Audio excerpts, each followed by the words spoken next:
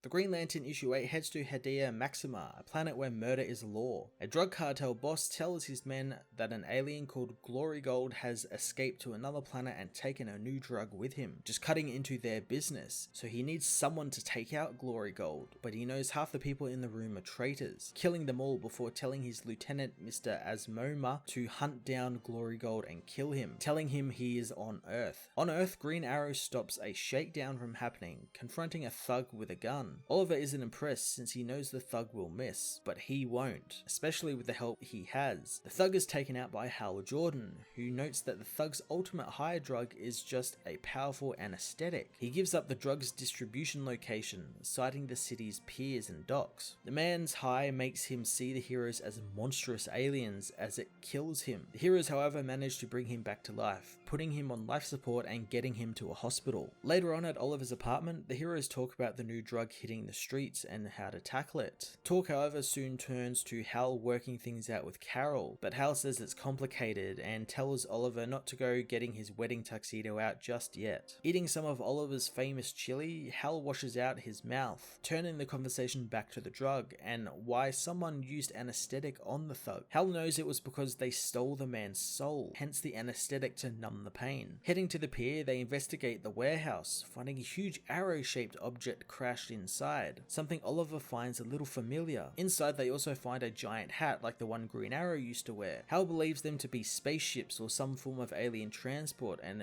further into the warehouse they spy the villains loading the soul jars into a truck. Hal wants to call the League or other lanterns in, but Oliver tells him that they can handle it. Hal says that this case is a little different and more dangerous than they've usually dealt with, but Oliver knows that he expects to run into some cosmic conspiracy where only he can save the day, and that's not the case here. They soon find a giant hand, and Oliver thinks that Hal made it, and soon he finds that the hand belongs to a giant version of Oliver, which the normal Oliver recognizes as Zine Arrow, the protector of Dimension Zero that he and Roy have had run-ins with before. Oliver can hear the alien's pleas, but Hal can't, so he uses his ring to try and translate, but Oliver knows that he says that the villain broke his dimension belt, and because of it, he became too big, meaning gravity is slowly killing him and suffocating him. Thanks to Hal not properly hearing the aliens, Oliver is put in charge, saying the aliens are compressing themselves into their plane of existence and they need to run now. It's too late as Glory Gold and his alien sirens have arrived. The alien says that he gives people what they want, and in exchange they give them their souls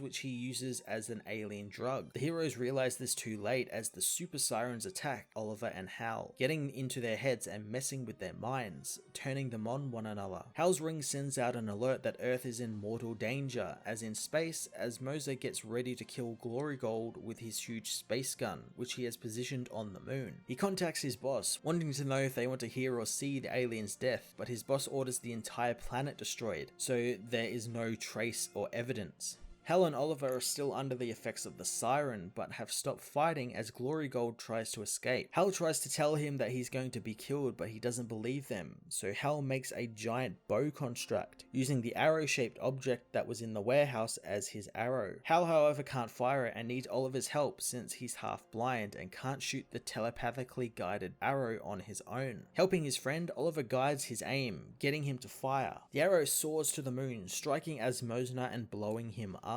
The heroes return to Zine Arrow, but Hal can't do anything to fix his belt. Oliver knows that they can't let him die, but Hal does have an idea, sending out an alarm to Dimension Zero. With Glory Gold in custody, they witness the Zine Lantern appear, helping his friend and shrinking them back down into the dimension. Oliver then realizes that they both stumbled into a Zine Arrow Zine Lantern team up, and this was never actually their team up to begin with. Later on, Hal and Oliver awaken from the drug-fueled nightmares, wondering what happened. Hal knows that they were in Dimension Zero shooting arrows at the moon, and Oliver suddenly gets a bad case of vertigo, stumbling around. Later on, the two friends hug and Oliver thinks that they should hang out more. Hal takes his leave as the Zine Lantern and Zine Arrow watch on from their wavelength. Elsewhere in space, Asmosma is barely alive after the attack on the moon, returning to the drug cartel, but he is killed by his boss, who says that they need to try something new as Sinestro arrives, saying it's it's better the devil you know, especially when there's hell to pay. The Green Lantern issue 8 was a mind-bending, drug-fueled team-up between Green Lantern and Green Arrow. I loved Hal and Oliver back together again, and written by Morrison, it was just so much fun. I can't stress enough how well it's blending the cop procedural stuff like busting drug cartels with the weird cosmic stuff of the DCU that either already exists and hasn't been used in,